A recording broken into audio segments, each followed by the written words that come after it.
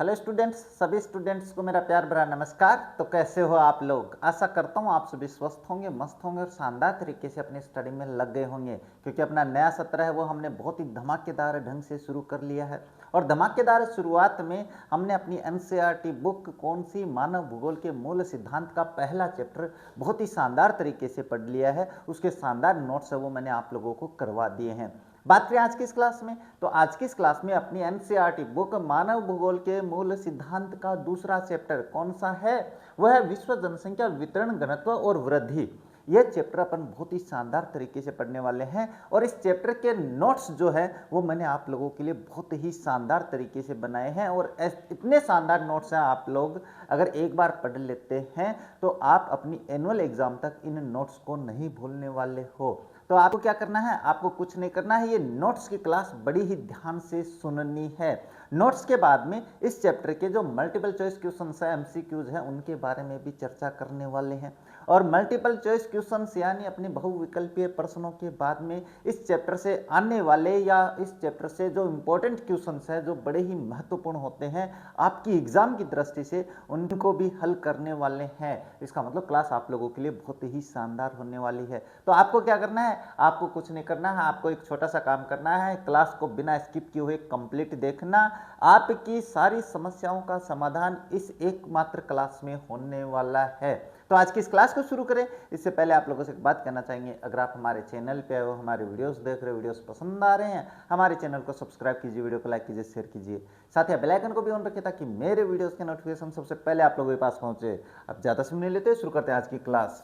और आज की इस क्लास में अपनी एनसीईआरटी कौन सी मानव भूगोल के मूल सिद्धांत का दूसरा चैप्टर कौन सा है? वो चैप्टर है विश्व जनसंख्या, क्या हो गया सुबह सुबह, वितरण घनत्व और वृद्धि।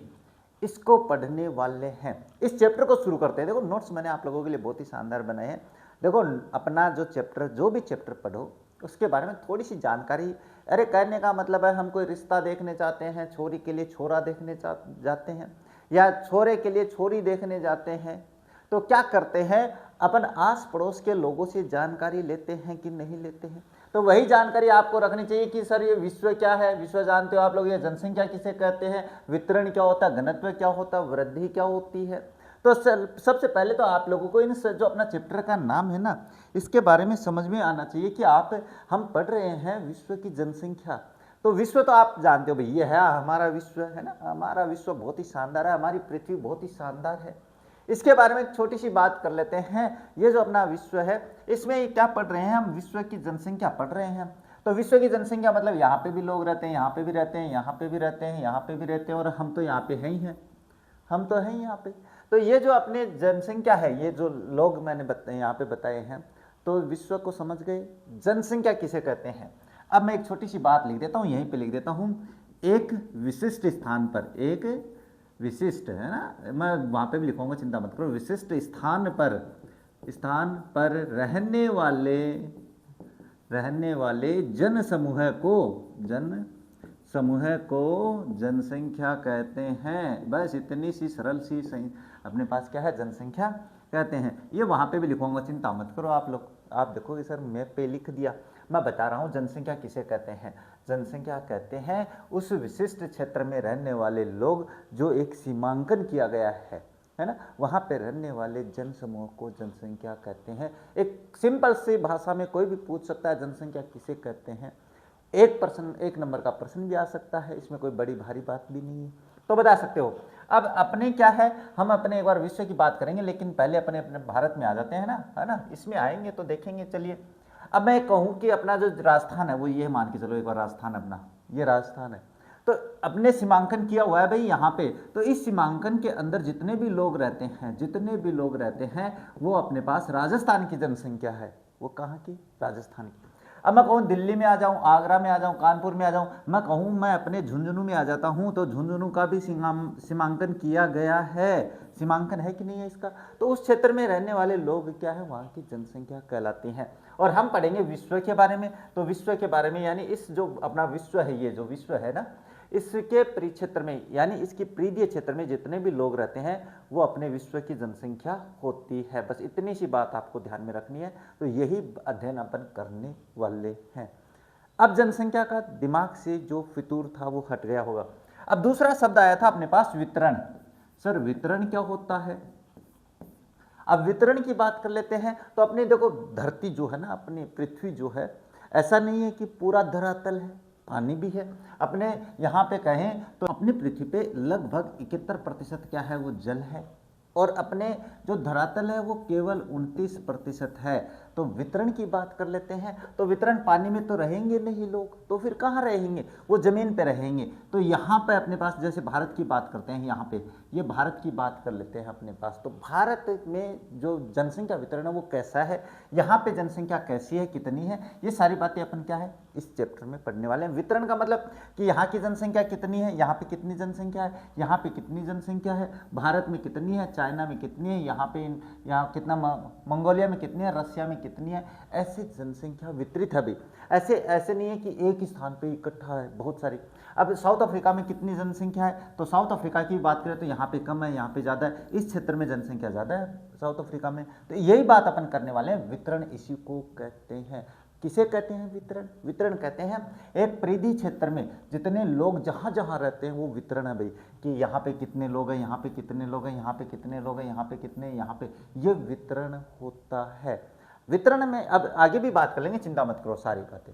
इसके बाद में अपने पास क्या आया था, अपने पास आया था क्या, अभी देख लेते हैं। इसके बाद में अपने पास क्या है, वितरण आ गया। घनत्व क्या है भाई, है ना, घनत्व की बात करते हैं।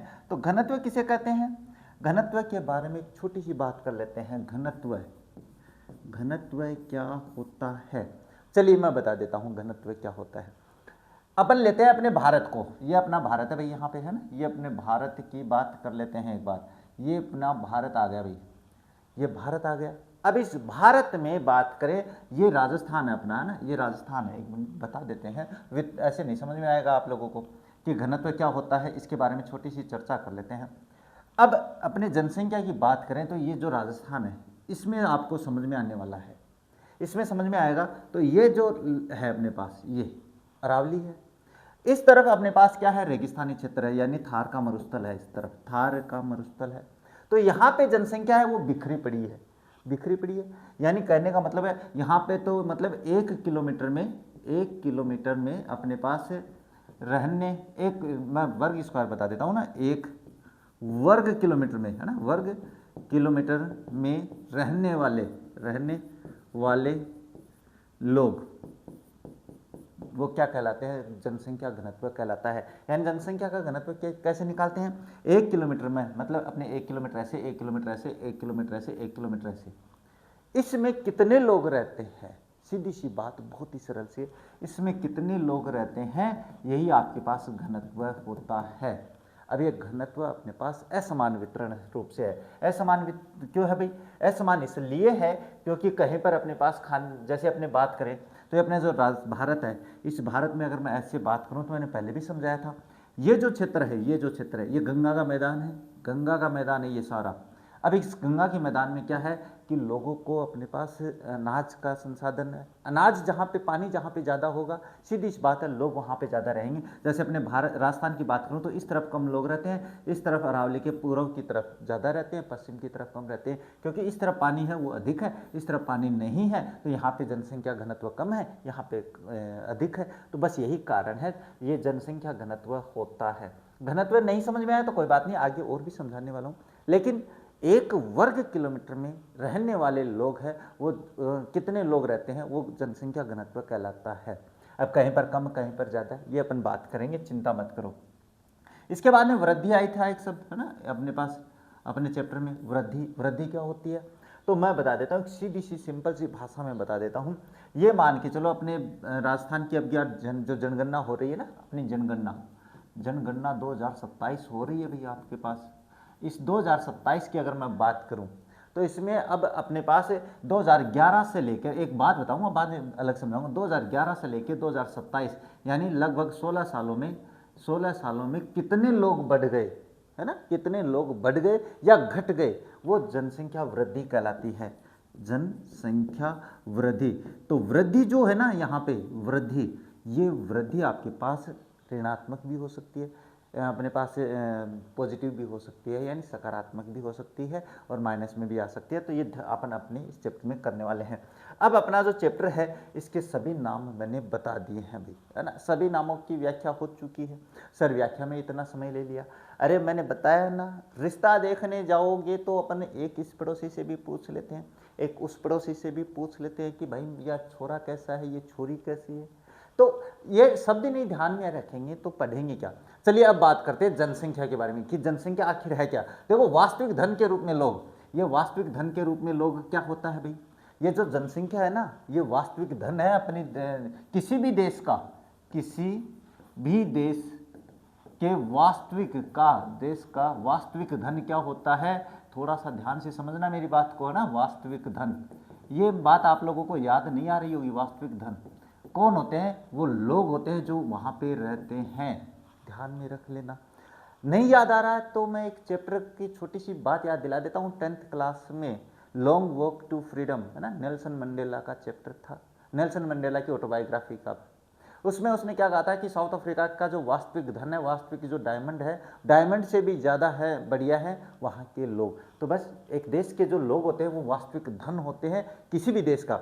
अब अपने भारत की बात करता हूँ, तो अगर भारत के लोगों की बात करूँ तो भारत का वास्तविक धन भारत के लोग ही हैं। अगर लोग नहीं होंगे तो फिर अपने पास कोई भी अपने पे शासन कर सकता है। तो ये वास्तविक धन यही है। इसमें बात करें तो कोई पूछे तो किसी देश के निवासी ही उस देश का वास्तविक धन होते हैं। इतनी सी बात समझ में आ गई। तो चलिए बात करते हैं। यही लोग वास्तविक संसाधन है जो अन्य संसाधनों का उपयोग करते हैं और देश की नीतियां निर्धारित करते हैं। बिल्कुल बहुत। अब ये जो वास्तविक लोग धन है अपन है भाई। अपन क्या करते हैं, अपने भारत का विकास करते हैं। तो विकास कैसे करेंगे, इसकी संपदा का उपयोग करेंगे। लेकिन इस संपदा का अपन ने बहुत ज़्यादा दुरुपयोग करना शुरू कर दिया, तो वो नहीं करना है। लेकिन इसका सदुपयोग करते हुए विकास करना भी एक अपने ही विकास का एक माध्यम होता है। अच्छा नेक्स्ट है, अंततः है एक देश की पहचान उसके लोगों से ही होती है। बिल्कुल, हम भारतीय हैं, भारत के लोग हैं, हम भारत क्या है, भारत की पहचान है भाई हम लोग। तो यही होता है। अच्छा, जनसंख्या अध्ययन के मुख्य आधार क्या हैं। सबसे पहले बात करें जनसंख्या अध्ययन की आवश्यकता क्यों है, आधार क्या भाई, किस आधार पे करें हम जनसंख्या का जो क्या है अध्ययन करें। किसी भी चीज़ का अध्ययन करें, जैसे मैंने बता दिया भाई, अध्ययन करेंगे यार वहाँ पे एक लड़का नौकरी तो लगा है, देख के आते हैं भाई। तो पहले अपन कहते हैं यार नौकरी तो लगा हुआ लेकिन कोई नशा वशा तो कोई नहीं कर है छोड़ो, ये सारी बातें अपन पूछते हैं। तो क्या देश में स्त्रियों और पुरुषों की संख्या है, ये अपने मुख्य आधार है जनसंख्या का। यानी अपन ये देखते हैं कि इस देश में कितने तो स्त्रियां हैं, कितने पुरुष हैं। अब लड़कियां मत सोच लेना कि सर लड़की तो कौन बोला, लड़का तो कौन बोला। लड़कियां स्त्रियों में शामिल है, लड़के पुरुषों में शामिल है, ये बताने की आवश्यकता नहीं है, लेकिन थोड़ा सा ज्ञानवर्धन कर ही देता हूँ। प्रतिवर्ष जन्म लेने वाले बच्चों और मरने वाले लोगों की संख्या, ये भी देखना पड़ता है, एक जनसंख्या का आधार है भाई। अपन क्या करते हैं, अध्ययन अगर करेंगे जनसंख्या का तो वहाँ पे ये देखते हैं कि एक वर्ष में कितने बच्चों ने तो जन्म लिया। मान के चलिए एक वर्ष में 1000 बच्चों ने जन्म लिया है, ये नहीं है, ये तो बहुत कम है, ये तो मैं बता रहा हूँ। और वहाँ पे 990 लोग मर गए हैं, यानी अपने पास इस धरती को छोड़ के चले गए हैं। तो इसमें वृद्धि कितनी हो गई, इसमें वृद्धि हो गई +10 की। ये बात समझ में आई। और मैं ये कहूँ कि अपने पास जो जन्म लिया है वो तो इतने हैं और मर गए आपके पास 1010। कोई कोरोना की महामारी आ गई है, कोई और महामारी आ गई है, कोई युद्ध चल गया, तो जनसंख्या ऋणात्मक भी हो सकती है। तो मैं इसमें बोलूँ तो ये जो वृद्धि आएगी ये कितनी आएगी, ये -10 आएगी। इतनी सी बात है सर। चलिए, जनसंख्या का निवास स्थान नगरों या गांवों में। अब जनसंख्या कहाँ पे रहती है, ये भी मुख्य आधार होता है जनसंख्या का। क्या होता है जनसंख्या के अध्ययन हेतु हमें ये भी पता करना पड़ता है भाई गाँवों में कैसे लोग रहते हैं, शहरों में कितने लोग रहते हैं, है? ये छोटी सी बात थी। साक्षरता का स्तर क्या है, क्या वे पढ़े लिखे हैं, पढ़ और लिख सकते हैं। साक्षरता मतलब वह व्यक्ति जो 6 साल से ऊपर होता है और जो पढ़ लिख सकता है वो अपने पास क्या साक्षर माना जाता है। तो ये आपके पास साक्षरता हो जाती है। उनके द्वारा किए जाने वाले कार्य, व्यवसाय, लोगों का व्यवसाय भी अध्ययन होता है। जनसंख्या का अध्ययन करेंगे अपन तो लोगों को देखते हैं भी ये लोग क्या करते हैं, वो लोग क्या करते हैं, ये सारी बातें देखते हैं। कुछ खेती करते हैं, कुछ व्यवसाय करते हैं, कुछ नौकरी पैसा करते हैं, कुछ प्राइवेट सेक्टर में लगे, वो सारी बातें अपन देखते हैं। तो जनसंख्या अध्ययन के मुख्य आधार कोई पूछे 1 या 2 नंबर का प्रश्न आ सकता है, तो आपको ये करने हैं। अच्छा, इसके बाद में क्या करेंगे सर, चलिए आगे। आगे जनसंख्या वितरण के प्रारूप की बात करते हैं भाई। जनसंख्या वितरण मैंने समझा दिया है, अब समस्या नहीं आनी चाहिए। देखो जनसंख्या की बात करें वितरण की तो क्या है, 21वीं सदी के आरंभ में, 21वीं सदी का आरंभ कब हुआ था, कब हुआ था, 2001 से हुआ है 21वीं सदी का, ध्यान से समझ लेना। विश्व की जनसंख्या 600 करोड़ से अधिक दर्ज की गई थी 2001 के आसपास। विश्व की जनसंख्या 600 करोड़, याद रखना, ऑब्जेक्टिव टाइप प्रश्न आ सकता है। असामान्य वितरण की बात करें, यानी वितरण की बात करें तो मैंने बता दिया भाई, एक जैसा स्थायित्व नहीं है कहाँ पे, अपने पास विश्व में जनसंख्या। पहले मैं यहाँ पे बता देता हूँ, विश्व की जनसंख्या बहुत ही असमान रूप से वितरित है। ये असमान रूप से वितरित क्या होती है, ये असमान मैं बता देता हूँ। ये असमान बात करें तो चलिए देखिए, यहाँ पे अपने पास ये जो साउथ अफ्रीका है, यहाँ पे लोग हैं ना अलग थलग बसे हुए हैं, और अपने भारत में गहनता से, चीन में गहनता से। अब चीन के बारे में छोटी सी बात कर लेते हैं। चीन की जो ज़्यादातर जनसंख्या है वो इस क्षेत्र में रहती है भाई, इस क्षेत्र में रहती है। ये उजाड़ पड़ा है वहाँ पे, यहाँ पे जनसंख्या बहुत ही न के बराबर है। तो क्यों है, यहाँ पे अपने पास पानी वानी की सुविधा सादा है, अपने पास जो बंदरगाह वो सारे इधर है, इधर ही फैक्ट्री वगैरह लगी है, तो इस कारण से। अब ये जो चीन है, इस चीन में अपने पास यहाँ पे तो जनसंख्या कम है, यहाँ पे अधिक है, इसी को वितरण बोलते हैं। तो असमान रूप से वितरित है, यहाँ पे कम है, यहाँ पे अधिक है। जैसे कनाडा है वहाँ पे ज़्यादा है, ऑस्ट्रेलिया में अपने पास, ऑस्ट्रेलिया की बात करें तो मात्र इसके 3% भूमि पर, ऑस्ट्रेलिया की बात कर रहा हूँ, 3% भूमि पर ही लोग रहते हैं, बाकी सारा बंजर पड़ा है, बाकी सारा रेगिस्तानी क्षेत्र है।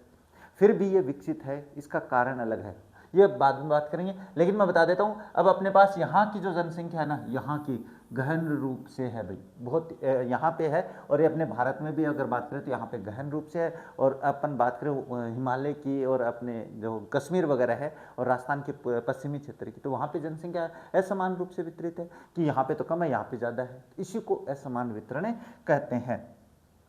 अच्छा, नेक्स्ट बात करें तो क्या दिया हुआ है, जॉर्ज बी क्रेसी की टिप्पणी है भाई, एक जॉर्ज बी क्रेसी है, इन्होंने टिप्पणी की है, एक बात कही है, याद रखना। एशिया में बहुत अधिक स्थानों पर कम लोग और कम स्थानों पर बहुत अधिक लोग रहते हैं। एशिया की बात करें तो कैसे, एशिया महाद्वीप की बात कर रहा है, इसके बारे में कैसे, तो अपना ये एशिया महाद्वीप, चलिए इसके बारे में छोटी सी बात बता देते हैं। चलिए, हाँ, ये अपना जो एशिया क्षेत्र है, ये जो ये यहाँ पे क्या है कि बहुत कम क्षेत्र पे तो बहुत अधिक लोग रहते हैं। कैसे रहते हैं, इसका कारण मैं बता देता हूँ। एशिया की बात करें तो अपना जो ये क्षेत्र है, एशिया महाद्वीप ये रहा है ना, ये महाद्वीप है अपना एशिया। अब एशिया की बात करें तो ये जो क्षेत्र है इंडोनेशिया, ये देखो, ये सारे अपने पास क्या एशिया में आते हैं। तो यहाँ का जो क्षेत्र है, यहाँ का ये जो नीचे वाला क्षेत्र है, यहाँ पे कम तो क्षेत्र है लेकिन अधिक लोग रहते हैं। और ऊपर है ना, ये जो देखो, ये जो क्षेत्र है, ये इस क्षेत्र में जो अपने पास स्थान तो बहुत बड़ा है लेकिन लोग कम रहते हैं। ये एशिया की बात है। और ये किसने कही है, जो अपने पास है, ये कही है अपने जॉर्ज बी क्रेसी ने, याद रख लेना भाई ये सब। इसके बाद में बात करें वितरण का अर्थ क्या होता है, मैंने बता दिया है, समझ में आ गया होगा। भूपृष्ठ पर लोग किस प्रकार वितरित हैं, भूपृष्ठ यानी उस भूमि पर लोग यहाँ पे कितने हैं, यहाँ पे कितने हैं, यहाँ पे कितने, इस प्रकार से वितरित है, इसे जनसंख्या वितरण कहा जाता है। तो 1 नंबर का प्रश्न हो सकता है। अच्छा, चलिए फिर 90-10 का अनुपात की बात करते हैं। एक बात आई है भाई, विश्व की लगभग 90% जनसंख्या इसके केवल 10% स्थल भाग पर निवास करती है। ये बड़ा महत्वपूर्ण प्रश्न होता है, आएगा भी, चिंता मत करो, कि विश्व की जो जनसंख्या है वो लगभग इसके 90% जनसंख्या, यानी 90% जो लोग हैं वो 10% स्थल पर ही रहते हैं, बाकी बंजर पड़ा है। और मैंने जैसे ऑस्ट्रेलिया का एग्जाम्पल दिया वैसे ही। अच्छा, इसके बाद में ये भी है ना, हाँ, सर्वाधिक आबादी वाला देश भाई, सर्वाधिक आबादी है ना, ये सर्वाधिक आबादी क्षेत्र, विश्व के 10 सर्वाधिक आबादी है भाई। अच्छा, आबादी है ये, आबाद का मतलब जनसंख्या से लोग भरे लोग। सर्वाधिक आबाद देश कौन से, विश्व के 10 सर्वाधिक आबाद देशों में दुनिया की लगभग 60% जनसंख्या निवास करती है। ये ध्यान में रखना, 10 प्रमुख देश हैं जो जहाँ पे लगभग अपने पास 60% जनसंख्या निवास करती है। और ये प्रश्न भी है, याद रख लेना। इन 10 प्रमुख देशों में 6 देश अकेले एशिया महाद्वीप में आते हैं। ये बढ़िया प्रश्न है, बढ़िया था ये गुरु, है ना। ये थोड़ा सा ध्यान में रखना, ये जो 10 देश हैं, ये जो 10 देश हैं, यहाँ पे अपने पास 60% जनसंख्या निवास करती है। और ये जो 10 देश हैं इसमें अकेले एशिया महाद्वीप में कितने आते हैं, 6 देश आते हैं। इसके बाद में, और ये बात करें जनसंख्या के आधार पर प्रमुख देशों की बात करें तो देखो आपके पास क्या आ जाता है, चीन आ गया, भारत आ गया, संयुक्त राज्य अमेरिका आ गया, Indonesia, Brazil, Pakistan, Nigeria, Bangladesh, रूस। ये 9 देश है, जिसमें आपके पास 6 देश अब अपने क्या है इसमें आ जाते हैं, एशिया महाद्वीप में आ जाते हैं। तो एशिया कम नहीं है अपना, एशिया महाद्वीप अपने बहुत ही बड़ा क्षेत्र है जहाँ पे जनसंख्या बहुत ज़्यादा अधिक निवास करती है। अच्छा, राल्फ वाल्डो इमर्सन के विचार क्या कहते हैं, ये अपने पास भूगोलवेत्ता है, इन्होंने क्या कहा है, इन्होंने कहा है राष्ट्र की मजबूती सोने स्वर्ण से नहीं है, सोने मतलब गोल्ड से नहीं है, ये गोल्ड लिखा हुआ है वैसे तो आप समझ जाओगे, से नहीं है, बल्कि वहाँ के स्त्री पुरुषों से होती है। ये भाषा पूछ सकते हैं राल्फ वाल्डो इमर्सन के विचारों में। जो लोग सत्य और सम्मान के साथ डटे रहते हैं और कष्ट झेलते हैं, वही राष्ट्र की गहरी नींव डालते हैं। बिल्कुल, हम अपने देश के लिए क्या नहीं कर सकते, बहुत कुछ कर सकते हैं। परिश्रमी और साहसी लोग ही राष्ट्र को आकाश की ऊंचाई तक उठाते हैं। भाई, ये मेहनती वो लोगों के बारे में है, एक छोटी सी बात थी। अच्छा, जनसंख्या का घनत्व बात कर लेते हैं कि घनत्व क्या होता है। तो मैंने बता दिया भाई, एक विशिष्ट क्षेत्र, विशिष्ट मतलब 1 किलोमीटर में एक वर्ग किलोमीटर में इस परिक्षेत्र में रहने वाले जो लोग हैं वो जनघनत्व कहलाता है। अच्छा, कैसे? देखो, भूमि की प्रत्येक इकाई में उस पर रह रहे लोगों के पोषण की एक सीमित क्षमता होती है, इसलिए लोगों की संख्या और भूमि के आकार के बीच अनुपात को समझना जरूरी है। ये मुख्य बात है भाई। ये मान के चलो कि अपने जैसे जैसलमेर की तरफ चलें तो जैसलमेर में तो जनसंख्या कम रहती है, वहाँ पर ये वहाँ का जो जनघनत्व है वो 17 वर्ग किलोमीटर यानी 1 किलोमीटर के वर्ग किलोमीटर के क्षेत्र में, ये 2011 की जनगणना के अनुसार है, अभी देखेंगे, इसमें अपने पास 17 ही लोग रहते हैं। अच्छा, इसकी भाषा की परिभाषा की बात करें तो क्या होती है, मैंने बता दिया, प्रति वर्ग किलोमीटर रहने वाले व्यक्तियों के रूप में इसे मापा जाता है, यानी एक वर्ग किलोमीटर के क्षेत्र में कितने लोग रहते हैं उसे क्या कहते हैं, जनसंख्या घनत्व कहते हैं। इतनी सी बात आ गई समझ में। तो चलिए फिर इसका सूत्र क्या है, जनसंख्या घनत्व निकालेंगे कैसे। तो देखो, जनसंख्या घनत्व बराबर क्या है, कुल जनसंख्या बट्टे कुल क्षेत्रफल होता है। जैसे एक उदाहरण भी मैंने बता दिया आप लोगों को कि यदि कोई भी देश प्रदेश का क्षेत्रफल 100 वर्ग किलोमीटर है, मान के चलिए 100 वर्ग किलोमीटर है, और जनसंख्या वहाँ की 1.5 लाख है, तो फिर अपने पास क्या है, जनघनत्व कितना आएगा, आपके पास 1,50,000 बट्टे 100 आ जाएगा। तो 0 से 0 कट गई, तो वहाँ का जो जनघनत्व है वो कितना आ जाएगा, 1500 वर्ग किलोमीटर, 1500 प्रति वर्ग किलोमीटर लोग आ जाएंगे। तो यही मैंने यहाँ पे बता रखा है आप लोगों को। तो ये जनघनत्व निकालने का सूत्र पूछ सकता है, 1 नंबर का या आधे नंबर का ऑब्जेक्टिव टाइप क्वेश्चन में। तो ये आपको सूत्र याद रखना है, क्या है ये, इसका सूत्र है जनसंख्या घनत्व बराबर कुल जनसंख्या बट्टे कुल क्षेत्रफल होता है। नेक्स्ट बात करें, जनसंख्या वितरण को प्रभावित करने वाले कारक, इंपॉर्टेंट अभी बता देता हूं, इसका मैंने प्रश्न भी करवा रखा है, चिंता मत करो, चिंता चिता का घर होता है। ये बात मैं समझाता रहता हूँ, आप लोगों की उम्र में चिंता पता नहीं किस किस बात की सताई रहती है ना। हाँ, चलिए बात करेंगे बाद में। जनसंख्या के वितरण को मुख्य रूप से 2 बड़े कारकों में बांटा गया है। बड़े कारक कौन से हैं, एक तो होते हैं भौगोलिक कारक, इंपॉर्टेंट है, याद रखना, भौगोलिक कारक को पूछ सकता है, थोड़ा सा बताओ भाई भौगोलिक कारक क्या होता है। तो भौगोलिक कारक मैं बता देता हूँ भाई, अपनी जो भूमि है, अपना जो भारत है, कहीं पर तो मैदानी क्षेत्र है ना, कहीं पर तो मैदानी क्षेत्र। चलिए अपने भारत की बात करेंगे अपन, एक बार तो विश्व के अंदर कहाँ चलेंगे। मैं ये कहूँ कि अपना ये जो क्षेत्र है, ये तो हिमालय से है, ये हिमालय क्षेत्र है भाई, ये हिमालय क्षेत्र है तो है, और यहाँ से गंगा नदी निकल के आती है, तो ये गंगा का मैदान है, ये गंगा का मैदान आ गया।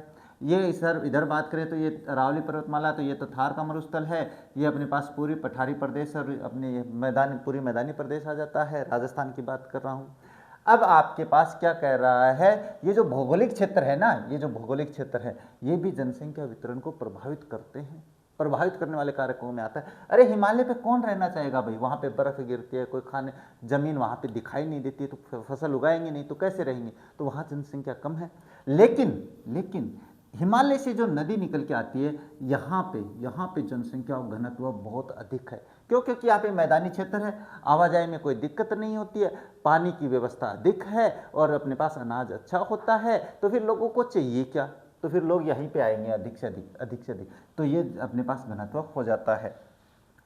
इसके बाद देखो सबसे पहले जियोग्राफिक में जल की उपलब्धता मैंने बता दिया, भौगोलिक कारक है ये। भौगोलिक कारक क्या होता है? अपनी भूमि से संबंधित कारक, सीधी सी बात है।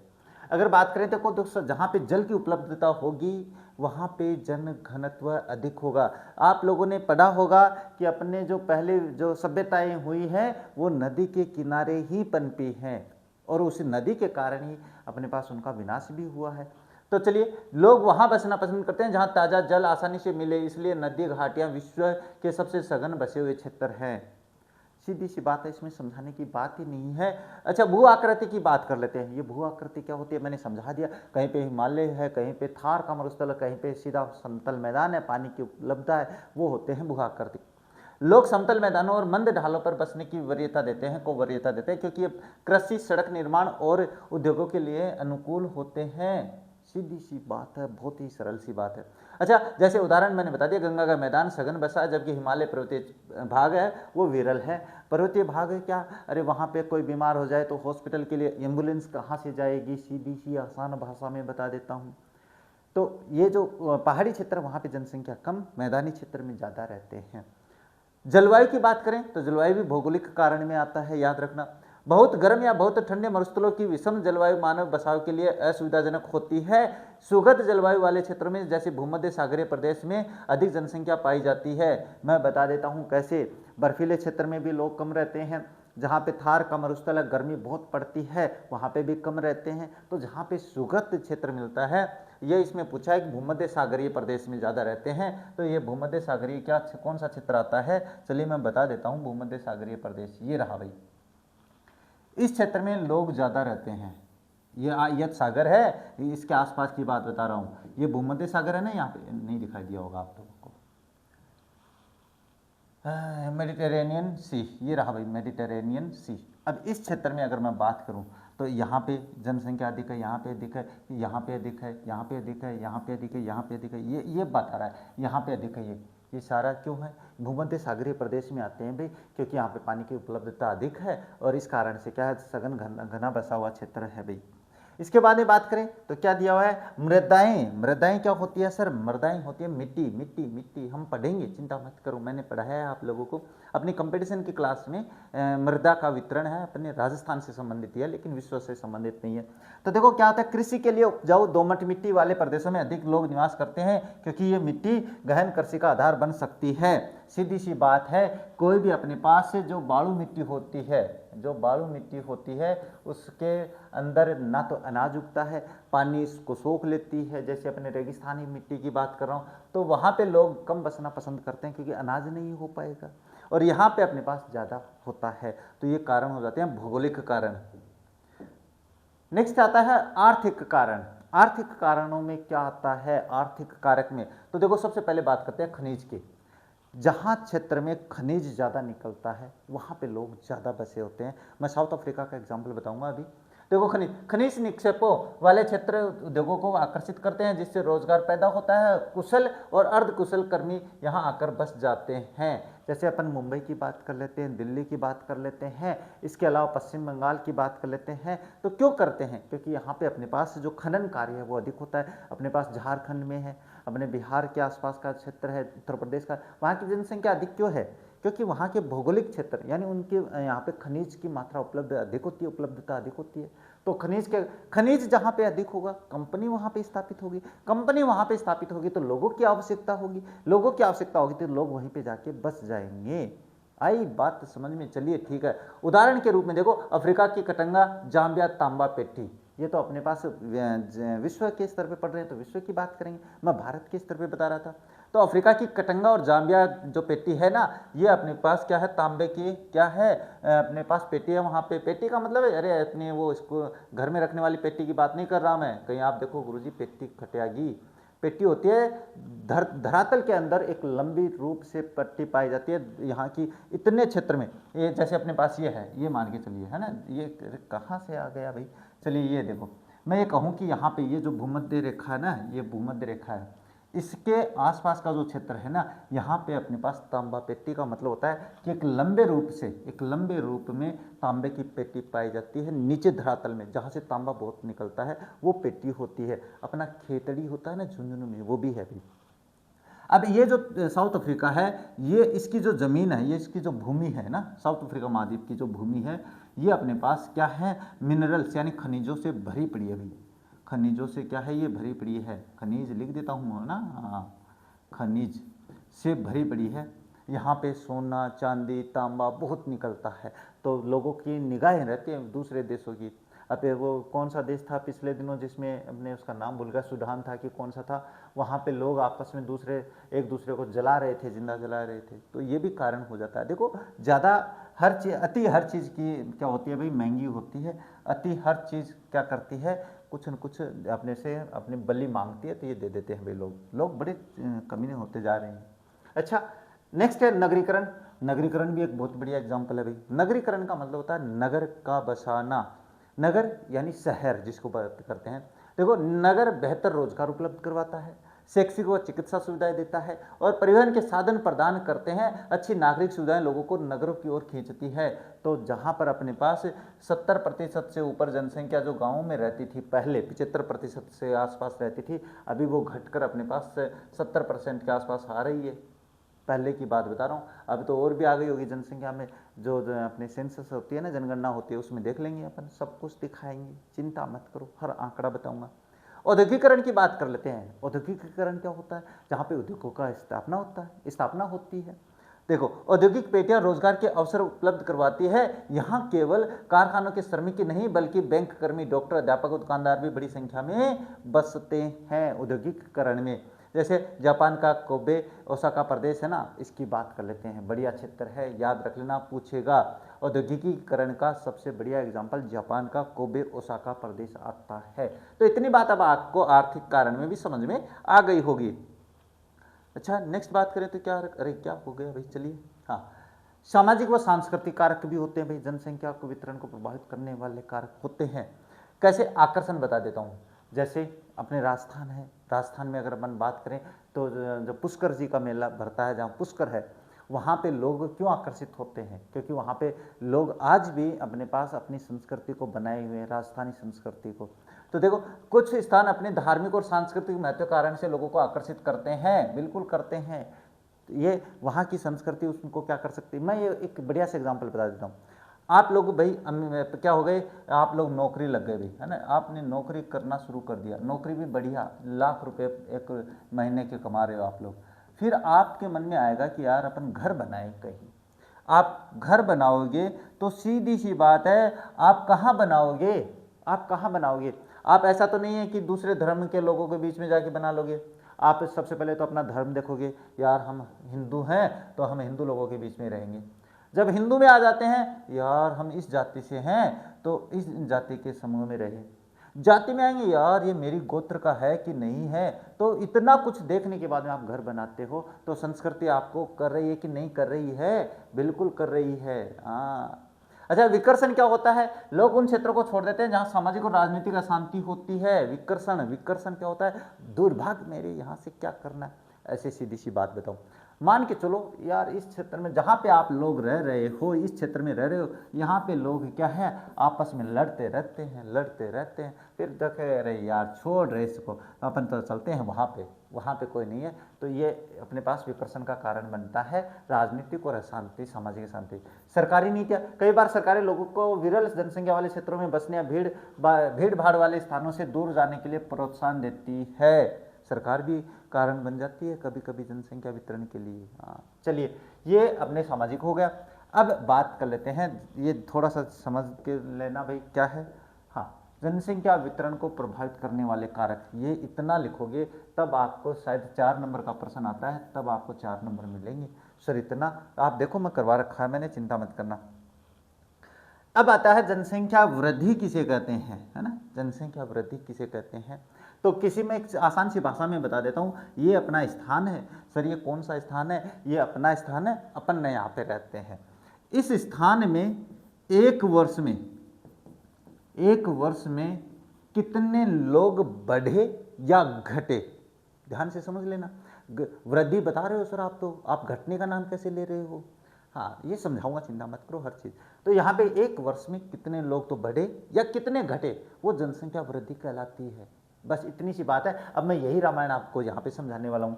तो देखो परिभाषा क्या है, किसी निश्चित समय अवधि में, निश्चित समय अवधि अपने लिए 1 साल मान लेते हैं, 1 साल, वैसे अपने पास 10 साल होता है, 10 साल से अपन सेंसस करते हैं, सेंसस जनगणना करते हैं।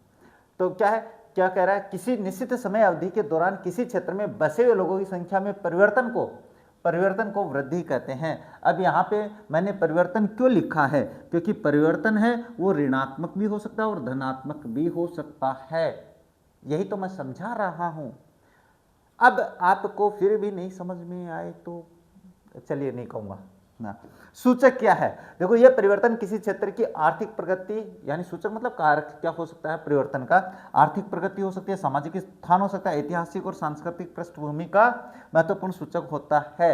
ये सीधी सी बात है। एक छोटी सी बात है, आपको पहले ये ध्यान में रखना है कि जनसंख्या वृद्धि किसे कहते हैं। तो ये परिभाषा आप लिखोगे तो आपके 2 नंबर का प्रश्न आएगा, तो पक्के 2 नंबर मिलेंगे, सॉरी 1.5 नंबर का। ये कोई नहीं काटेगा, मेरी परिभाषा में कोई निकाल दे, बता नहीं दूँ उसको मैं। हाँ, इसे निरपेक्ष जनसंख्या या प्रतिशत के रूप में व्यक्त किया जाता है। अपनी किसको, जनसंख्या वृद्धि को बता रहा हूँ।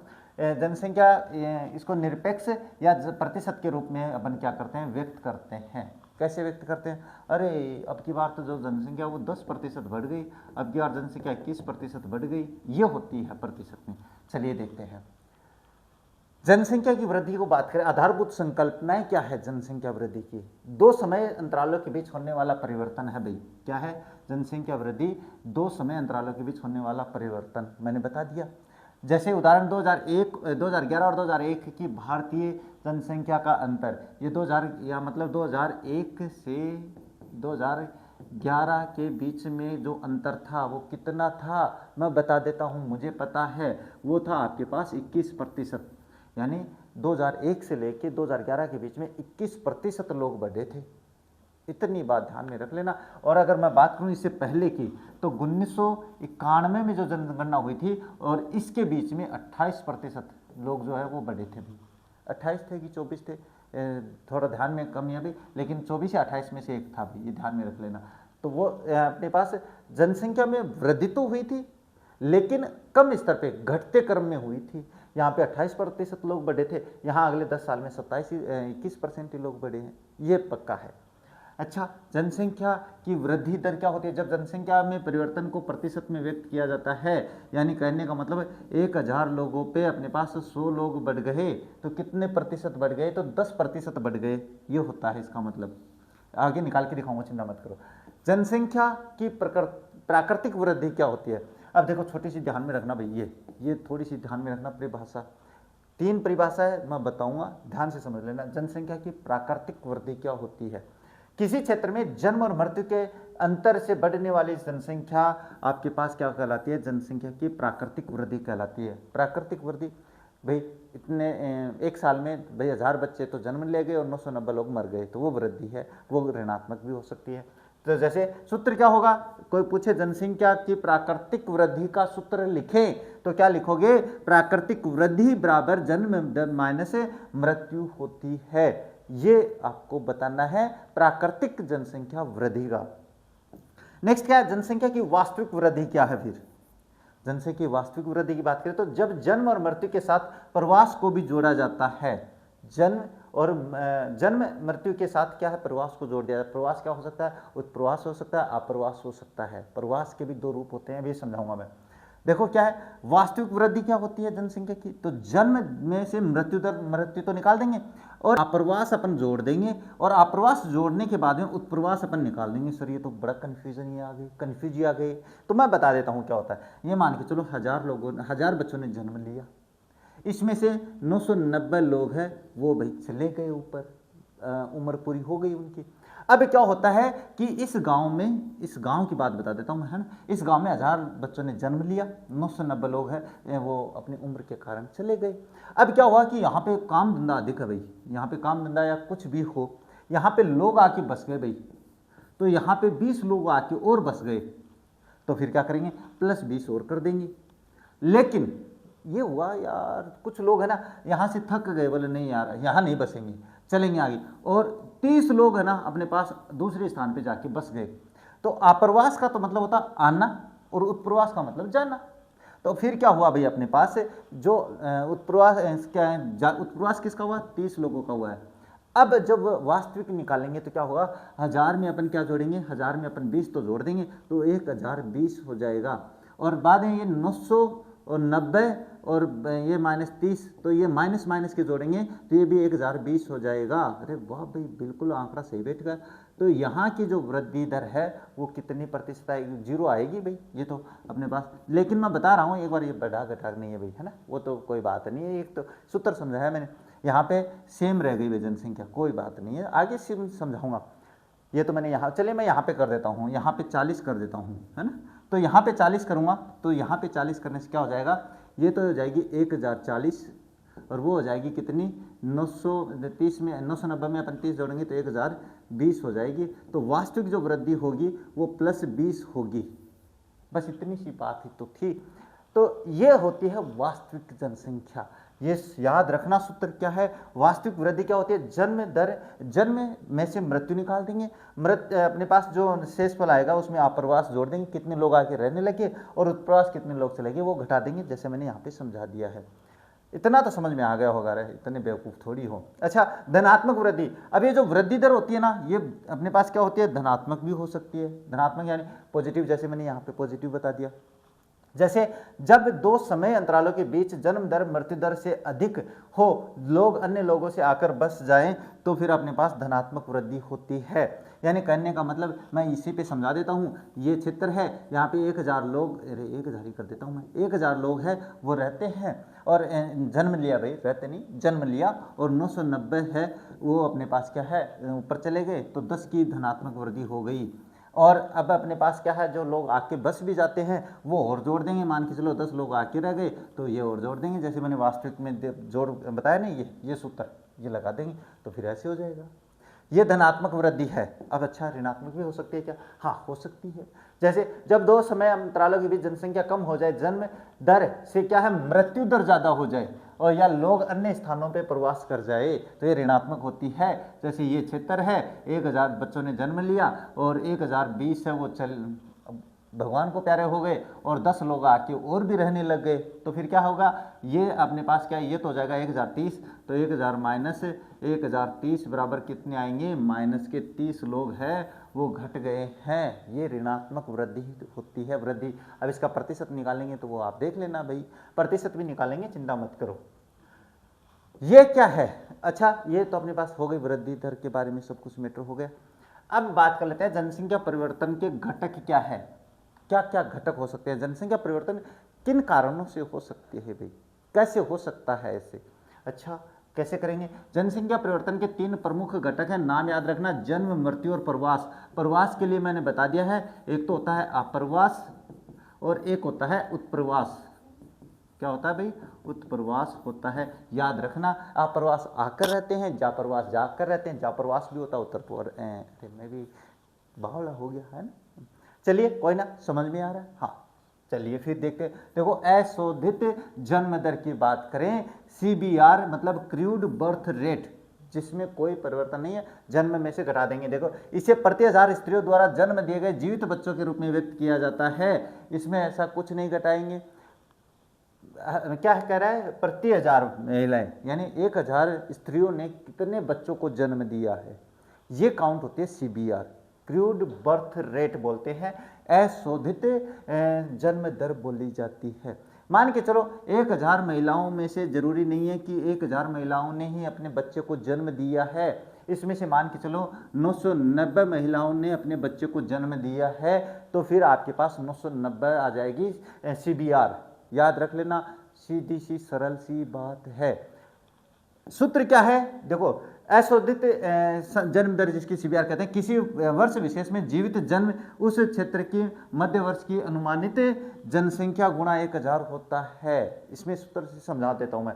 देखो सूत्र क्या है, अशोधित जन्म दर कैसे निकालेंगे, किसी विशेष वर्ष में, यानी किसी वर्ष विशेष में जीवित जन्म, मान के चलो 990 लोगों ने जन्म लिया भाई, 990 बच्चों ने जन्म लिया है, उस क्षेत्र की मध्य वर्ष की अनुमानित जनसंख्या कितनी है, मैं मान लेता हूं 1000, और फिर अपने 1000 नहीं, अपन 10,000 मान लेते हैं एक बार, क्यों, और उसके बाद में मल्टीप्लाई कर देंगे 1000, तो फिर आपके पास जो CBR निकल के आएगी वो कितनी आएगी, वो आपके पास है ये 3 जीरो, ये 3 जीरो, ये 1 जीरो, ये 1 जीरो, तो 99 आ जाता है। कितना?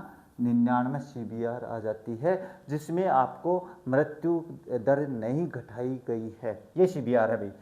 अब ये क्या है? अशोधित जन्म दर आ गई। अब ये अशोधित मृत्यु दर भी तो होगी ना। फिर क्या है? क्रूड डेथ रेट, याद रखना, ये भी आपके पास वैसे ही है। तो यह जनसंख्या परिवर्तन में सक्रिय भूमिका निभाती है। इसे प्रति 1000 जनसंख्या के पीछे मृतकों की संख्या के रूप में मापा जाता है, व्यक्त किया जाता है। मैंने बता दिया है, मैं 1000 का आंकड़ा बहुत ही शानदार आंकड़ा लेता हूँ। इसके पीछे मान के चलो 990 लोग हैं, वो चले गए तो वो 10 आ जाते हैं, वो आपके पास से क्या आ जाती है, ये अंतर आ जाता है, तो ये डेथ रेट हो जाती है। इसको इस प्रकार से मापा जाता है। अब इतनी बात अगर समझ में आ गई तो चलिए आगे चलते हैं। ये ना इतने शानदार नोट्स आपको मिलेंगे नहीं। देखो सूत्र क्या है? अशोधित मृत्यु दर किसी वर्ष विशेष में मृतकों की संख्या उस वर्ष के मध्य की अनुमानित जनसंख्या गुणा 1000, मान के चलिए 990 है, वो क्या है लोग है, वो चल बसे भाई 990, और वहाँ की जनसंख्या कितनी है? 10,000 है। 10,000 पे 1000 गुणा कर देंगे तो फिर मृतकों की संख्या कितनी आ जाएगी? 99 आ जाएगी। ये मैं आपको बराबर निकाल के दिखा रहा हूँ, ऐसे घबरा मत जाना रहे। आप तो बस इस सूत्र के अनुसार चलना, ये सूत्र पूछे जाएंगे, मैं बात ऐसे थोड़ी बोल रहा हूँ, है ना। हाँ, और जो अपने पास लैब असिस्टेंट की तैयारी कर रहे हैं उनके इस चैप्टर से प्रश्न आने वाले हैं जो मैंने आगे करवाए हैं। अच्छा, क्या प्रवास की बात कर लेते हैं। प्रवास क्या होता है? माइग्रेशन होता है, आना और जाना माइग्रेशन ही कहलाता है। देखो क्या होता है, जन्म और मृत्यु के अलावा प्रवास भी जनसंख्या का आकार बदल देता है। अरे लोहे कहते हैं ये मजदूर का हाथ है, काटिया लोहे को पिघलाकर उसका आकार बदल देते हैं, तो ये प्रवास भी अपने पास जनसंख्या के आकार प्रकार को बदल देता है। कैसे? देखो, उद्गम स्थान, वह स्थान जहाँ से लोग गमन करते हैं, बाहर जाते हैं, इससे उस स्थान की क्या है, जनसंख्या कम हो जाती है। उद्गम स्थान, जैसे मैं यहाँ पे पैदा हुआ और आगे मेरे यहाँ पे रोजगार के साधन नहीं मिले तो मैं आगे चला जाऊँगा।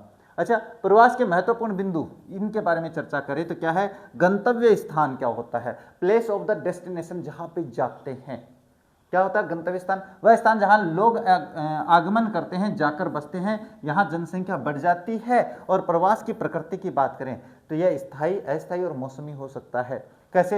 ये मान के चलिए कि आपके पास बारिश का मौसम यहाँ पे ज़्यादा अधिक हो गया है तो लोग नहीं, मैं एक सीधी सी एग्जाम्पल बताता हूँ। हिमालय में बर्फबारी होती है, अपने पास क्या उत्तरी देशों में क्या बोल देता हूँ, अपने भारत के उत्तरी राज्य में जब बर्फबारी होती है, हिमाचल वगैरह की बात करता हूँ, तो वहाँ से लोग प्रवास करना शुरू कर देते हैं। और जब गर्मियों के टाइम आता है तो लोग वहाँ पे जाता है, क्योंकि वहाँ पे घूमने के लिए जाते हैं। तो वो ये स्थायी, अस्थायी और मौसमी हो सकता है। प्रवास की धाराएं ये गांव से गांव, गांव से नगर, नगर से नगर या नगर से गांव की ओर हो सकता है, किसी भी प्रकार से हो सकता है। गांव से गांव में, यानी यार इस गांव में आपने बढ़िया पोसाई हो रही, पड़ोस सारा गांव में चाल से, तो पड़ोस सारा गांव में जाया वो। बाद में क्या होता है, अरे यार इसमें भी पार नहीं पड़ रही है, तो अरे चलो वहाँ पे चलते हैं, नगर में चलते हैं। फिर यार ये शहर भी पसंद नहीं है, सीकर तो पसंद नहीं है, जयपुर चलना है ना, जयपुर नहीं पसंद है, नहीं यार जयपुर तो पसंद ही नहीं आया यार, कहाँ चले, दिल्ली चले। बस वैसे ही होता है। ये सारी बातें आ गई समझ में, तो चलिए फिर। अच्छा, अप्रवास उत्प्रवास, जो प्रवास की मुख्य बात है वो यही है भाई, जब कोई व्यक्ति किसी नए स्थान पर जाकर बसता है, अप्रवास उस स्थान के लिए, और वह जब कोई व्यक्ति मूल स्थान से बाहर चला जाता है वो उत्प्रवास होता है। सीधी सी बात है, ये मैंने समझा दी, दोबारा समझाने की आवश्यकता नहीं है। प्रवास को प्रभावित करने वाले कारक, इंपॉर्टेंट क्वेश्चन, इंपॉर्टेंट शुरू हो जाते हैं। चलिए, लोग बेहतर आर्थिक और सामाजिक जीवन की तलाश में प्रवास करते हैं। इसे दो समूहों में बांटा गया है। प्रतिकर्ष, प्रतिकर्ष कौन से होते हैं? पुश फैक्टर होते हैं, धक्का देके निकालते हैं, पुश फैक्टर, प्रतिकर्ष, ध्यान से समझ लेना। ये कारक लोगों को अपना निवास स्थान छोड़ने के लिए मजबूर करते हैं। कौन कौन से हो सकते हैं? अरे कहने का मतलब है घर में बार गोड़ो ज्यादा हो जाना, अरे चालो रे कमाबा नहीं चला टेके कर से, मम्मी पापा से लड़े लागे जाना, पापा देगा चाल रहा हमने तो चाला दुकान पे चाल सा, ये हुआ, तो वो बेचारे क्या कर जाते हैं, प्रतिकर्ष कर जाते हैं। तो ये कारक क्या होता है, मजबूर कर देते हैं, जिसमें बेरोजगारी, रहन सहन की निम्न दशाएं, यानी वहाँ पे ना तो काम करने के लिए सुविधाएं हैं, ना रहने सहने की सुविधाएं हैं, तो फिर लोग क्या करेंगे, अरे चलो रे। राजनीतिक उपद्रव और अशांति, राजनीतिक जहाँ पे दंगे वगैरह होते हैं वहाँ पे भी लोग कम बसते हैं, जैसे अपना जम्मू कश्मीर है, इसका मुख्य उदाहरण है। प्रतिकूल जलवायु और प्राकृतिक आपदाएं जैसे सूखा और बाढ़, जहाँ जिस क्षेत्र में सूखा रहता है, जैसे जैसलमेर वगैरह है, अपना पश्चिमी राजस्थान है। बाढ़ वगैरह की बात करें तो अपने पास जैसे गंगा के मैदान में भी जो बिहार है वहाँ पे कोसी नदी है ना, तो वो बिहार का सो कोसी नदी तो कहलाती है। तो वो अपने पास क्या होती है, वहाँ पे बाढ़ आती है तो वहाँ से भी लोग भाग जाते, पलायन करते हैं। महामारी और सामाजिक आर्थिक पिछड़ापन, ये भी अपने पास क्या करते हैं, प्रतिकर्ष के कारक है भाई, ध्यान से समझ लेना। अपकर्ष क्या होते हैं, जो आकर्षित करते हैं। ये कारक गंतव्य स्थान को लोगों के लिए आकर्षक बनाते हैं, आकर्षित करते हैं। आ जाओ, जैसे काम के बेहतर अवसर या रोजगार, रहन सहन की अच्छी सुविधाएं, शांति, स्थायित्व की, जीवन की संपत्ति और सुरक्षा, अनुकूल जलवायु।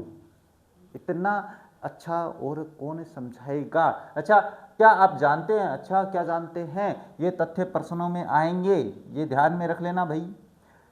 पिछले 500 वर्षों में मानव जनसंख्या 10 गुना से अधिक बढ़ी है भाई, 500 वर्षों में, इससे पहले नहीं। अकेले 20वीं सदी में जनसंख्या 4 गुना बढ़ी है। याद रखना, इंपॉर्टेंट फैक्टर है भाई ये, है ना, याद रख लेना। क्या है, 20वीं सदी में जनसंख्या 4 गुना बढ़ी थी, इसका कारण समझाएंगे आगे। अच्छा, प्रति वर्ष लगभग 8 करोड़ लोग पुरानी जनसंख्या में जुड़ जाते हैं। क्या हुआ भाई, हाँ, प्रतिवर्ष क्या करते हैं लोग, 8 करोड़ लोग पुरानी जनसंख्या में जुड़ जाते हैं। ये कुछ तथ्य हैं जो आपको याद भी रखने हैं। अच्छा, नेक्स्ट बात करें, जनांकीय संक्रमण सिद्धांत क्या होता है। अच्छा, ये क्या, डेमोग्राफी की ट्रांजिशन थियोरी, इस सिद्धांत के बारे में बात कर लेते हैं। प्रश्न पूछेगा, आ सकता है भाई यहाँ से भी, वैसे तो मैंने बहुत कुछ करवा रखा है, आप चिंता मत करो। क्या है, इस सिद्धांत का उपयोग किसी देश की जनसंख्या के वर्णन और भविष्य की जनसंख्या के पूर्वानुमान के लिए किया जाता है। इतनी सी बात है, जनांकीय संक्रमण होता है। क्या करते हैं, इस सिद्धांत के अनुसार क्या क्या है का उपयोग किसी क्षेत्र की, किसी भी विशिष्ट क्षेत्र की जनसंख्या के वर्णन और भविष्य की जनसंख्या के पूर्वानुमान के लिए किया जाता है। सिद्धांत का सारांश बताएं तो जैसे जैसे समाज से ग्रामीण, खेतीहर और अशिक्षित अवस्था से उन्नति करके नगरीय, औद्योगिक और साक्षर बनता है, वैसे ही जनसंख्या उच्च जन्म दर और उच्च मृत्यु दर से निम्न जन्म दर और निम्न मृत्यु दर की तरफ बढ़ती है। इन परिवर्तनों को जनांकीय चक्र कहा जाता है। सीधी सी बात है भाई, यानी कहने का मतलब यहाँ पे अशिक्षा है भाई, अशिक्षा है तो यहाँ की जनसंख्या अधिक हो गई है, बेरोजगारी अधिक जनसंख्या हो गई है। लेकिन जैसे जैसे लोग शिक्षित होते जाते हैं वैसे वैसे जनसंख्या में कमी आती जाती है, मृत्यु दर में भी कमी आ जाती है। इसका कारण क्या है, क्योंकि लोगों के पास बेहतर साधन हो जाते हैं तो वो मरने नहीं देते हैं लोगों को जल्दी से। अच्छा, संक्रमण की अवस्थाएं बात करते हैं, ये प्रश्न आएगा, इंपॉर्टेंट प्रश्न है। संक्रमण की 3 अवस्थाएं होती हैं, याद रख लेना। प्रथम क्या है, प्रथम अवस्था की बात करें तो क्या है, देखो इसमें अपने पास प्रथम अवस्था में क्या होता है, इसमें आपके पास जैसे कि कोई अपने पास पिछड़ा राज्य है, पिछड़ा मतलब जहाँ पे शिक्षा भी कम है, जहाँ पे रोजगार के साधन भी कम है, यानी बिल्कुल आदिम लोगों की तरह रहते हैं, यानी आदि मानव जैसे रहता था ना वैसे रहते हैं। तो यहाँ की जो जन्म दर है वो उच्च रहती है और मृत्यु दर भी उच्च रहती है। जितने लोग धड़ाधड़ लोग जन्म लेते हैं तो धड़ाधड़ी मर जाते हैं, वो होती है प्रथम अवस्था, याद रख लेना। जनसंख्या वृद्धि धीमी होती है, बिल्कुल धीमी होती है भाई, क्योंकि मान के चलो 1000 लोगों ने जन्म लिया तो 1000 लोग मर भी तो रहे हैं ना, क्योंकि जन्म के साथ साथ मृत्यु दर भी उच्च रहती है, क्योंकि ना तो वहाँ पे अपने पास हॉस्पिटल होते हैं, ना मेडिसिन होती है, ना कोई सुविधाएं होती हैं, तो बचेंगे कैसे। तो इसमें अपने पास जनसंख्या वृद्धि दर कम रहती है। लोग महामारियों और भोजन की अनिश्चित आपूर्ति के कारण होने वाली मृत्यु की भरपाई अधिक पुनरुत्पादन ज़्यादा बच्चों का जन्म से करते हैं। अब जैसे कहने का मतलब है, जब अपन दादा परदादा की बात करते हैं अपने दादा परदादाओं की, तो प्रत्येक घर में 10 बच्चे मिल जाते थे, मान के चलो एवरेज 10 बच्चे हो जाते थे पहले, अपने दादा परदादाओं की बात करें तो अपने पास वहाँ पे जनसंख्या क्यों करते थे, क्योंकि लोग मरते रहते थे। तो ये 10 के 10 है ना, जैसे एक परिवार में 10 बच्चे, एक मम्मी जो अपनी दादी परदादी है उसने 10 बच्चों को जन्म दिया, तो 10 के 10 थोड़ी जिंदा थे, वहाँ पे मरते भी जा रहे थे। इसका कारण यही है कि जनसंख्या अपने पास जो मृत्यु दर है वो भी अधिक होती थी, तो जनसंख्या अपने पास क्या है, अधिक नहीं बढ़ती थी। तो ये प्रथम अवस्था की बात हो जाती है। नेक्स्ट बात करें, हाँ इसमें क्या जीवन प्रत्याशा कम होती है। जीवन प्रत्याशा क्या होती है भाई, जीवन प्रत्याशा होती है कि अब अपन अपन बात करें तो लगभग अपने पास जीवन प्रत्याशा प्रत्येक व्यक्ति की 68 वर्ष मानी जाती है कि भाई एवरेज व्यक्ति 68 वर्ष यानी 68 साल तक जीता है। अपने भारत की औसत उपस्थिति क्या है जीवन प्रत्याशा की बात करूं तो लगभग 68 साल है अपने भारत की। और जो वास्तविक आंकड़े हैं वो आपकी इस सेंसस में बिल्कुल सही तरीके से समझने वाले हैं। ये जैसे ये जनगणना होती है मैं आपके लिए अलग स्पेशल क्लास भी बनाऊंगा इसकी। तो यहाँ पे अपने भारत की जो सेंसस जो जीवन प्रत्याशा है वो इतनी मानते हैं। और सबसे अधिक जीवन प्रत्याशा कहाँ की है वो अपने पास जापान की है। जापान में एवरेज लोग 90 साल तक जीते हैं, 90 साल तक जीते हैं भाई एवरेज लोग। अब इतनी जनसंख्या, अरे सर इतने, तभी तो अपने पास जापान में वृद्धों की संख्या ज़्यादा है क्योंकि वो 90 साल तक मरते नहीं हैं और बच्चे वो पैदा कम कर रहे हैं। तो फिर जवान लोग आएंगे कहाँ से? ये कारण है एक बहुत बड़ा। ये अपने जापान इस समस्या से जूझ रहा है। यूरोप महाद्वीप इस समस्या से जूझ रहा है भाई, यूरोप महाद्वीप, है ना। क्यों? क्योंकि वहाँ की जीवन प्रत्याशा अधिक है। अपने यहाँ जीवन प्रत्याशा कितनी है? 68 साल। अरे जिया गया, चलो नए आ रहे हैं अपने यहाँ तो धड़ाधड़। तो अपने यहाँ तो अलग मैटर है, अपना छोड़ो। अधिकांश लोग खेती में लगे होते हैं और अशिक्षित होते हैं, ये मैंने बता दिया है। तो ये ध्यान में रखना। प्रथम अवस्था जीवन क्या है? प्रथम अवस्था में ये 5 पॉइंट्स है, ये आपको याद करने हैं। द्वितीय अवस्था में भाई इसमें ध्यान से समझ लेना क्या होता है। देखो, इस अवस्था के आरंभ में जन्म दर ऊंची लेकिन समय के साथ घटने लगती है। शुरू शुरू में तो क्या होती है, जन्म दर अचानक बढ़ती है लेकिन बाद में धीमी पड़ जाती है। स्वास्थ्य सेवाओं और स्वच्छता में सुधार के कारण मृत्यु दर में भारी कमी आ जाती है। मृत्यु दर कम हो जाती है क्योंकि ये पिछली अवस्था से बाहर निकल के लोग अपना विकास करना शुरू कर देते हैं, लेकिन जन्म दर पे काबू नहीं पाते हैं, लेकिन मृत्यु दर पे काबू पा लेते हैं। अच्छी सुविधाएं मिलना शुरू हो जाती है, हॉस्पिटल में जाना शुरू हो जाते हैं। तो इससे क्या मृत्यु दर में कमी आती है। अब जब जन्म दर अधिक है और मृत्यु दर कम है तो जनसंख्या वृद्धि बढ़ेगी कि नहीं बढ़ेगी? धमाकेदार ढंग से बढ़ेगी। मान के चलो 1000 लोगों ने तो जन्म लिया, मृत्यु दर आपके पास आ जाती है 700 पे, तो 300 बढ़ गए कि नहीं बढ़ गए? वहाँ पे कम। तो दूसरी अवस्था में ध्यान में रखना, कौन से जनांकीय संक्रमण की कौन सी अवस्था में जनसंख्या है वो तेज गति से बढ़ती है, तो द्वितीय अवस्था में प्रश्न भी आएगा। इसके बाद ये आ गया, मृत्यु दर कम होने और जन्म दर ऊंची रहने के कारण इस अवस्था में जनसंख्या में प्राकृतिक वृद्धि बहुत तीव्र होती है। ये तीनों पॉइंट याद रख लेना द्वितीय अवस्था में। अंतिम अवस्था की बात करें तो ये क्या होता है भाई, इसमें लोग हैं वो बहुत ज़्यादा विकसित हो जाते हैं, लोगों में समझ आ जाती है, लोगों के पास काम के साधन हो जाते हैं, लोगों के पास जो इंटरटेनमेंट होते हैं, मनोरंजन के साधन हैं वो हो जाते हैं। तो लोग अपने जो बच्चे बर्थ कंट्रोल है इसको कर लेते हैं, जन्म कंट्रोल कर लेते हैं। तो देखो, इस अवस्था में प्रजननशीलता, जन्म दर और मृत्यु दर दोनों बहुत कम हो जाती है। मृत्यु दर तो यहीं पे कम हो गई थी, यहाँ पे अधिक कम हो जाती है, जन्म दर भी अधिक कम हो जाती है। जनसंख्या की स्थिति, जनसंख्या या तो स्थिर हो जाती है या बहुत मंद गति से बढ़ती है। जैसे 1000 लोगों पे केवल एक अपने पास 1000 बच्चों ने जन्म लिया और 999 मर गए, तो अपने पास जनसंख्या वृद्धि में एक की तो हुई, तो ये न के बराबर जनसंख्या वृद्धि दर होती है। या तो स्थिर हो जाती है कि 1000 जन्म ले रहे तो 1000 मर भी रहे हैं, बस इतना ही। समाज का स्वरूप क्या हो जाता है, जनसंख्या मुख्य रूप से नगरीय और शिक्षित हो जाती है, लोगों के पास उच्च तकनीकी ज्ञान हो जाता है, ये मैंने बता दिया है। परिवार का नियोजन कर लेते हैं भाई, परिवार नियोजन यानी बच्चे 2 ही अच्छे, है ना। अब ये हो जाता है, अभी गिने दिनों में एक ही आना, बच्चा एक ही अच्छा। तो इस अवस्था के लोग विचारपूर्वक परिवार के आकार को नियंत्रित करते हैं कि परिवार में एक बच्चा काफ़ी है, इतना ही चलाते हैं। ये अपने पास चीन की समस्या है भाई, चीन में बड़ी समस्या है, इसका बाद में बात करते हैं, एक बार ये करते हैं। अच्छा, निष्कर्ष क्या निकलता है इस पे? ये प्रदर्शित करता है कि मनुष्य जाति अपनी प्रजननशीलता को समय और परिस्थितियों के अनुसार समायोजित करने की योग्यता रखती है। यानी कहने का मतलब है मनुष्य ऐसा है कि अगर अज्ञानता बढ़ी तो अरे जनसंख्या कम हो रही है, चलो भाई शुरू हो जाते हैं। जनसंख्या अधिक हो रही है, अरे कंट्रोल करो। यानी मनुष्य बहुत ही ज्ञानशील व्यक्ति है भाई।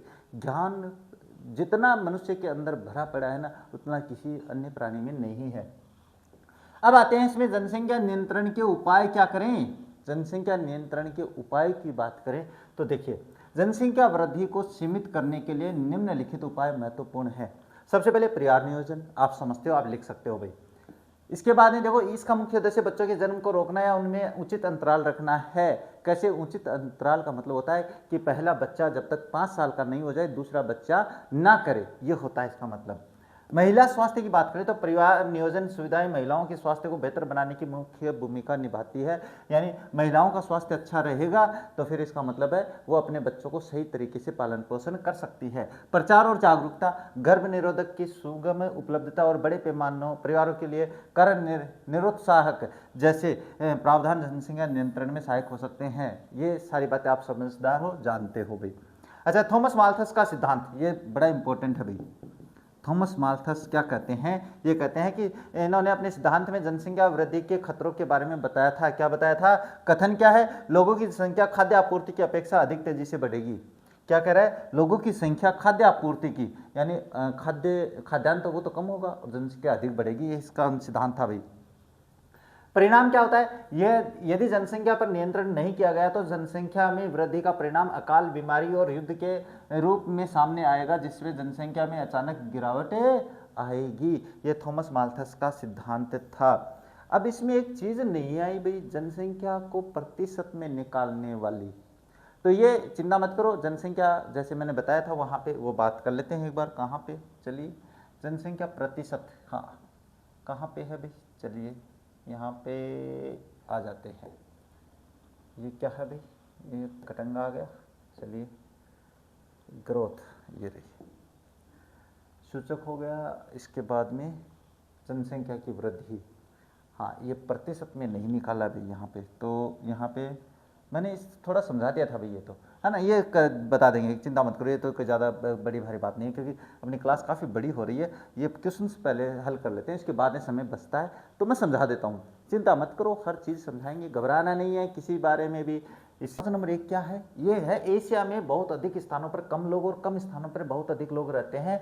ये कथन किसका है, इसके बारे में थोड़ी सी चर्चा करें। तो आया था थोड़ी देर पहले, मैंने समझाया था। आप तो बस ये कर दोगे या ये कर दोगे, सीधी सी बात मुझे पता है, लेकिन आंसर इसका है जॉर्ज बी क्रेसी कहे थे, याद रख लेना। नेक्स्ट प्रश्न क्या है? विश्व की लगभग 90% जनसंख्या कितने प्रतिशत स्थल भाग पर निवास करती है? तो 10% स्थान पर रहती है, 90% लोग। ये यहाँ पे ये हो जाएगा। विश्व के 10 सर्वाधिक आबाद देशों में कितने देश एशिया महाद्वीप में आते हैं? तो 6 देश आते हैं। ये मैंने नाम बता दिया, आप लोगों को याद रख लेना वहां पे।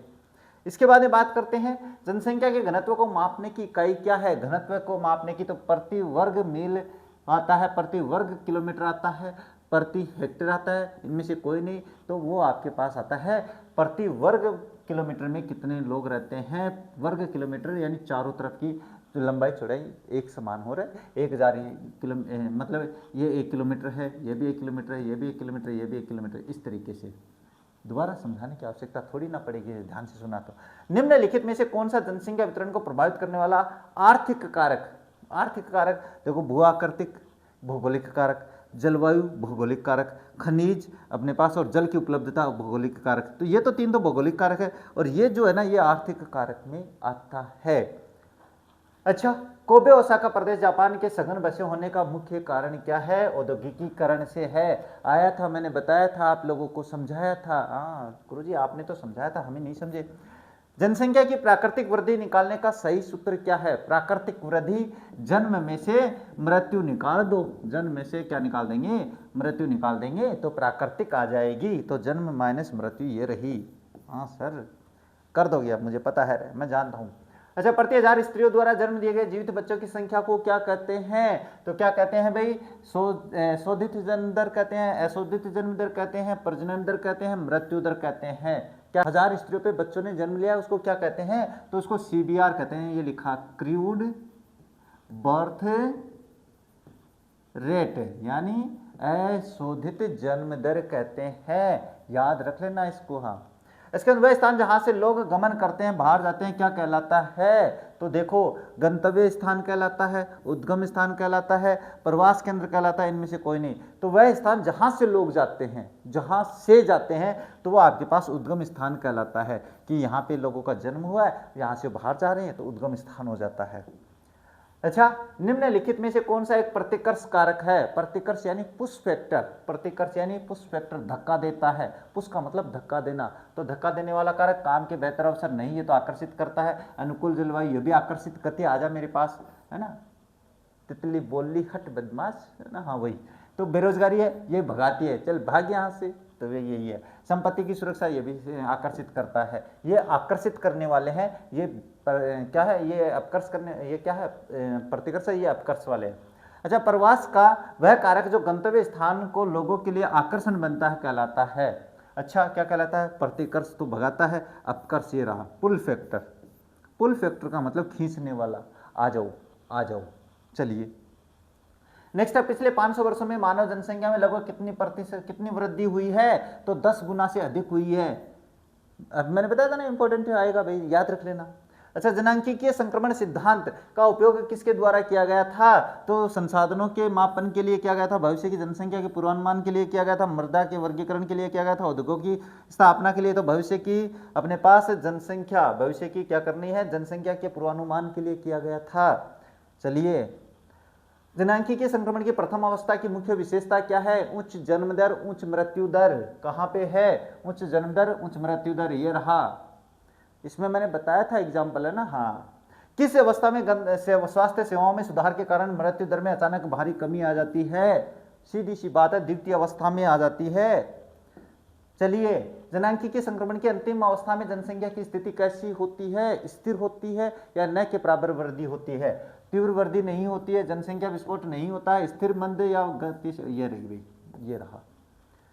लोगों की संख्या खाद्य आपूर्ति की अपेक्षा अधिक तेजी से बढ़ेगी, ये सिद्धांत किसने दिया?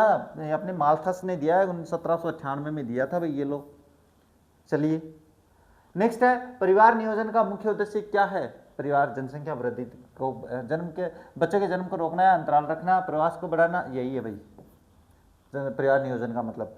वर्तमान में विश्व के उदाहरणों में कनाडा और जापान जनांकीय संक्रमण की किस अवस्था में है? ये तृतीय अवस्था में है भाई। मैंने बताया था ना, यहाँ पे जन्म दर न के बराबर है और मृत्यु दर भी न के बराबर है, तो यहाँ के लोग 90 साल तक जीते हैं। तो बूढ़िया बड़ी क्या बैठे, बूढ़िया तो बढ़े जा रहा है, जवान है वो घटे जा रहा है। और अपने यहाँ पे बिल्कुल बैलेंस में चल रहे हैं अपने पास, है ना। अपन जवान लोगों में आते हैं। चलिए अच्छा, अपने ऑब्जेक्टिव टाइप क्वेश्चन बीसी बनाए हैं भाई। चलिए अब आते हैं यहाँ पे प्रश्न नंबर 1 है, जनसंख्या के वितरण को प्रभावित करने वाले 3 भौगोलिक कारकों का उल्लेख कीजिए। तो देखो, भौगोलिक कारक में ये अलग है, आर्थिक कारण भी हो सकता है, सामाजिक कारण भी हो सकता है। तो तीनों पूछे, कारणों का उल्लेख कीजिए, मतलब 5 नंबर का या 4 नंबर का प्रश्न आए तो वो सारा करना है। देखो, जनसंख्या वितरण को प्रभावित करने वाले 3 प्रमुख भौगोलिक कारक निम्नलिखित हैं। कौन कौन से हैं? जल की उपलब्धता, भू आकृति और जलवायु। अब ये बताने की आवश्यकता नहीं है, मैंने बहुत समझा दिया है, ये स्क्रीनशॉट ले लेना भाई। विश्व में उच्च जनसंख्या घनत्व वाले अनेक क्षेत्र है, ऐसा क्यों होता है? इसका कारण बताओ भाई। कई जैसे अपने एशिया है, एशिया महाद्वीप की जनसंख्या देखो कितनी बढ़ा के लोग, चलो भाई देखी जाएगी, पाल लेंगे, बढ़ जाएंगे, अपने आप हो जाएगा सब कुछ। अच्छा, विश्व में उच्च जनसंख्या घनत्व वाले क्षेत्रों में बात करें, अनुकूल परिस्थितियों का एक समूह पाया जाता है। सघन बसाव के पीछे मुख्य कारण उपजाऊ मैदान है, प्रचुर जल संसाधन है, खनिज भंडार है, विकसित औद्योगिक इकाइयां हैं। उदाहरण के लिए बात करें तो गंगा का मैदान अपनी उपजाऊ मिट्टी के कारण और जापान का कोबे ओसाका क्षेत्र औद्योगिक अवसरों के कारण सघन बसा है, जहां जीवन यापन के साधन और सुखद जलवायु का एक साथ मिलते हैं, वहां जनसंख्या का जमाव अधिक होता है। यह कारण होता है इसका। जनसंख्या परिवर्तन के 3 घटक कौन से हैं? बता दिए भाई। चलिए, जनसंख्या परिवर्तन के 3 प्रमुख घटक, जन्म दर, जन्म होती है, मृत्यु होता है, प्रवास होता है। प्रवास के मैंने 2 बताए हैं। जन्म, इसमें अशोधित जन्म दर के रूप में मापा जाता है, उच्च जन्म दर व जनसंख्या बढ़ती है। मृत्यु, स्वास्थ्य सुविधाओं के सुधार में मृत्यु दर घटती है, जिससे जनसंख्या वृद्धि का प्रभाव पड़ता है। प्रवास, जब लोग एक स्थान उद्गम को छोड़कर दूसरे स्थान गंतव्य पर जाते हैं, बसते हैं, तो दोनों स्थानों की जनसंख्या का आकार बदल जाता है। इन्हीं 3 कारकों के आपसी तालमेल से किसी क्षेत्र की कुल जनसंख्या निर्धारित होती है। याद रख लेना, 2 नंबर का आ सकता है।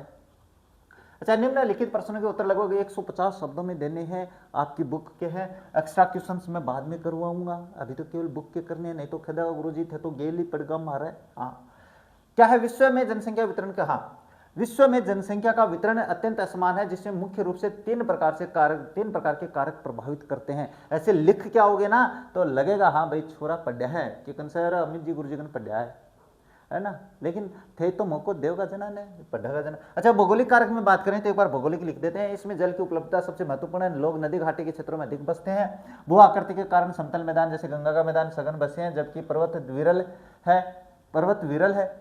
विरल का मतलब यहाँ पे पर्वतों पे कम बसे हैं। जलवायु की मुख्य भूमिका, जलवायु हाँ, जलवायु भी मुख्य भूमिका निभाती है। भूमध्य सागरीय जैसे सुखद प्रदेशों में अधिक जनसंख्या मिलती है और जबकि मरुस्थल में अपने पास कम लोग रहते हैं। इसके अतिरिक्त उपजाऊ मृदा कृषि के लिए अनिवार्य होने के कारण लोगों को आकर्षित करती है। नेक्स्ट क्या है, आर्थिक कारक भी होता है। खनिज निक्षेप वाले क्षेत्रों में औद्योगिक विकास के कारण रोजगार मिलता है, जैसे अफ्रीका की कटंगा तांबा पेटी है, जाम्बिया जिसको मैं कहता हूँ। नगरीकरण बेहतर शिक्षा, चिकित्सा और नागरिक सुविधाओं के कारण लोगों को खींचता है। औद्योगिकीकरण रोजगार के अवसर पैदा करता है, जिससे जापान का कोबे ओसाका क्षेत्र क्या है, सघन बसा हो जाता है।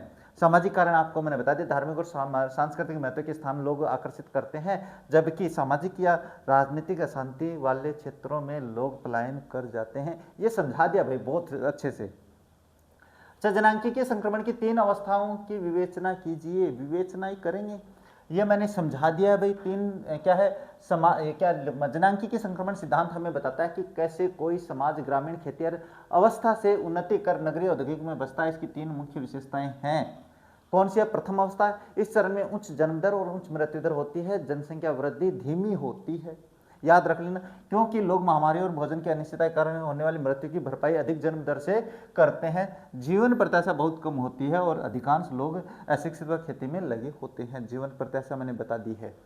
द्वितीय अवस्था में क्या होता है कि स्वास्थ्य सेवाओं स्वस्थता में सुधार के कारण मृत्यु दर में तेजी से गिरावट आती है, लेकिन जन्म दर शुरू से ही ऊंची होती बनी रहती है। इस अंतराल के कारण जनसंख्या में विस्फोट या तीव्र प्राकृतिक वृद्धि होती है। समय के साथ जन्म दर भी धीरे धीरे घटने लगती है। अंतिम अवस्था है, इसमें इस चरण में जन्म दर और मृत्यु दर दोनों बहुत कम होती है। जनसंख्या या तो स्थिर हो जाती है या बहुत मंद गति से बढ़ती है। समाज शिक्षित, नगरीय, तकनीकी रूप से उन्नत हो जाता है और लोग विचार पूर्वक परिवार के आकार को नियंत्रित करते हैं।